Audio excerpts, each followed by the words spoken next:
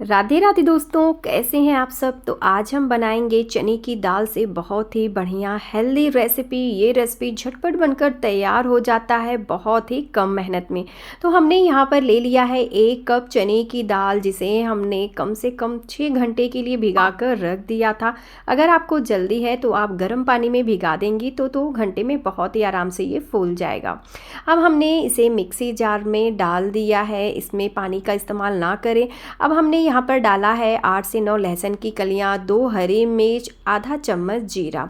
इन सभी चीज़ों को डालकर हमें दरदरा पेस्ट बना लेना है, यानी बहुत ज़्यादा बारीक हम इसे नहीं करेंगे। ये देखिए कुछ इस तरह से ये होना चाहिए। अब इसे एक मिक्सी बोल में निकाल लेते हैं। तो हमारे यहाँ इस रेसिपी को फरे भी कहते हैं, दाल पिट्ठा भी कहते हैं। आपके यहाँ क्या कहा जाता है हमें कमेंट कर ज़रूर बताइएगा। तो चलिए चलते हैं आगे की प्रोसेस में। अब हमने लेना है एक भगोना और उसमें डालेंगे 1 कप पानी। तो पानी देखिए जब उबल रहा है तो मैंने यहाँ पर डाला है आधा चम्मच घी। इससे जो है हमारा पिट्ठा वो बहुत ही ज़्यादा स्मूथ बनेगा। अब हम इसमें डालेंगे 1 कप चावल का आटा।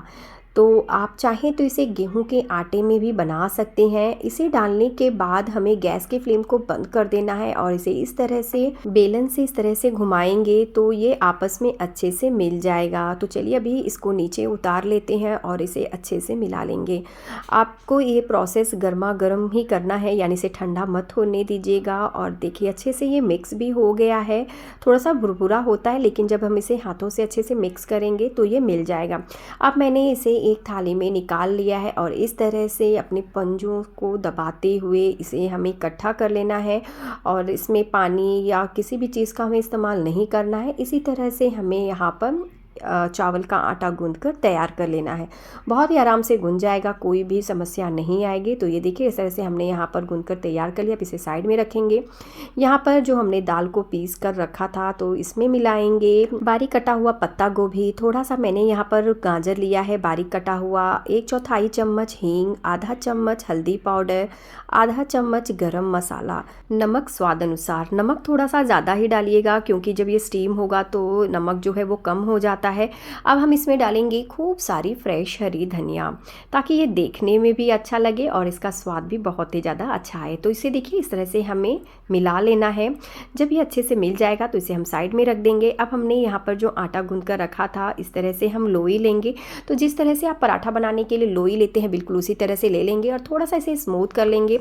यहाँ पर मैंने थोड़ा सा आटा डाला है डस्टिंग के लिए, ताकि ये नीचे से चिपके नहीं। अब हमें एक रोलर की सहायता से इसे बेल लेना है। अगर आप इसे गेहूं के आटे से बनाएंगे तो जिस तरह से रोटी बनाने के लिए आटा गूंदा जाता है सेम उसी तरह से गूंद लीजिएगा और इस तरह से बेल लेंगे। जिस तरह से रोटी होती है बिल्कुल उसी तरह से हम इसे बेलेंगे। और यहाँ पर जो हमने स्टफिंग बनाकर रखा था उसे इस तरह से फैला देंगे। तो देखिए मैंने पूरा स्टफिंग नहीं फैलाया है, थोड़ा सा साइड साइड में बचा दिया है। और मैंने यहाँ पर किनारे में पानी लगा दिया है ताकि ये अच्छे से चिपक जाए, यानी किनारों में ही पानी लगाना है। अब देखिए इस तरह से जो इसके किनारे के जैसे उसको हम इस तरह से पैक कर देंगे। इसे पैक करने के बाद इसे हमें हल्के हल्के हाथों से इस तरह से प्रेस करेंगे ना, तो ये जो हमारा स्टफिंग है वो इक्वली स्प्रेड हो जाएगा। और हाथों से इस तरह से दबाइएगा, बहुत ज़्यादा प्रेस मत करिएगा, नहीं तो ये बीच में से टूट भी सकता है। तो यहाँ पर देखिए इस तरह से हमने 3 रोल बनाकर यहाँ पर तैयार कर लिया है। अब यहाँ पर पानी हमने पहले से ही उबलने के लिए रख दिया था, तो मैंने यहाँ पर कढ़ाई का इस्तेमाल किया। आप चाहे तो भगोने का भी इस्तेमाल कर सकते हैं। अब लेंगे एक जाली वाली थाली, उसमें तेल लगाएंगे और जो हमने यहाँ पर रोल बनाकर रखा था उसे हमें कम से कम 10 मिनट के लिए स्टीम कर लेना है। यहाँ पर देखिए जो चावल का हमने आटा गूंद कर रखा था उसे हमने पहले इस तरह से बेल लिया है और एक कटर की सहायता से या फिर ग्लास की सहायता से इस तरह से हम इसे काट लेंगे। अब यहाँ पर जो स्टफिंग था ना उसे हमें डालना है और इस तरह से हमें पैक कर देना। एक्चुअल में जो दाल पिट्ठा बनता है वो इसी तरह से ही बनता है। यहाँ पर देखिए हमने जो धनिया डाला है, गाजर डाला है, उसकी जैसे कितना ज़्यादा सुंदर लग रहा है। तो यहाँ पर हमने सभी दाल पिट्ठों को बनाकर तैयार कर लिया है। तो चलिए अब इसे भी स्टीम कर लेते हैं। यहाँ पर देखिए ये जो रोल वाला दाल पिट्ठा था वो अच्छे से पक गया है। अब मैंने इसे निकाल लिया है। तो 10 मिनट में बहुत ही अच्छे से स्टीम हो जाता है।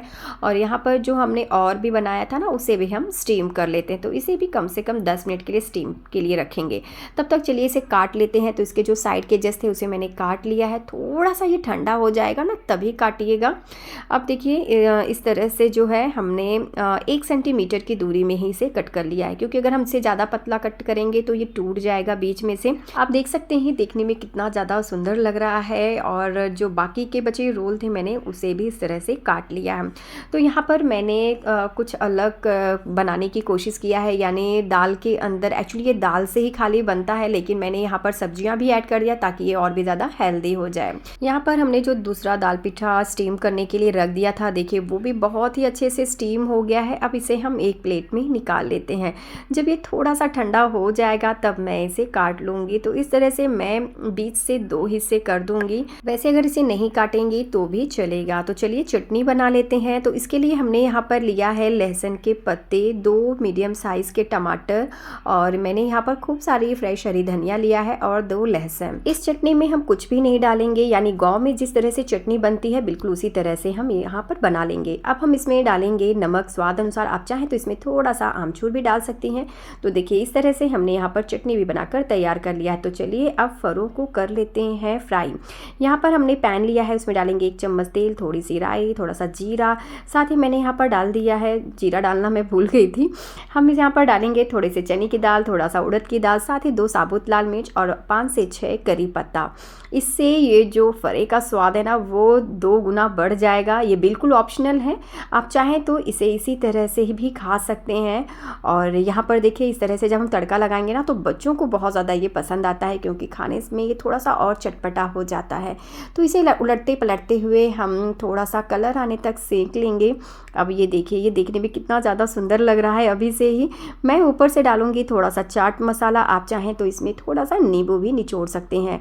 इसमें डालेंगे थोड़ा सा फ्रेश हरी धनिया। अब हम गैस के फ्लेम को करेंगे बंद, क्योंकि हमारा यहाँ पर तड़के वाला फरा जो है वो बनकर तैयार हो गया है। तो चलिए अब इसे एक प्लेट में निकाल लेते हैं। जब आपको कुछ हेल्दी खाने का मन करे तो इस रेसिपी को एक बार आप ज़रूर ट्राई करिएगा, आपको बहुत ज़्यादा पसंद आएगा। तो यहाँ पर हम इसे खाएंगे चटनी के साथ। तो यहाँ पर देखिए मैंने जो एक और फरा बनाया था उसमें मैंने तड़का नहीं लगाया है, वो हम इसे सिंपल तरीके से ही खाएंगे। यानी ये रेसिपी ऑयल फ्री रेसिपी है, तो इसे आप ज़रूर ट्राई करिएगा। और यह रेसिपी कैसी लगी हमें ज़रूर बताइएगा। तो मिलते हैं एक नई रेसिपी के साथ, तब तक के लिए राधे राधे।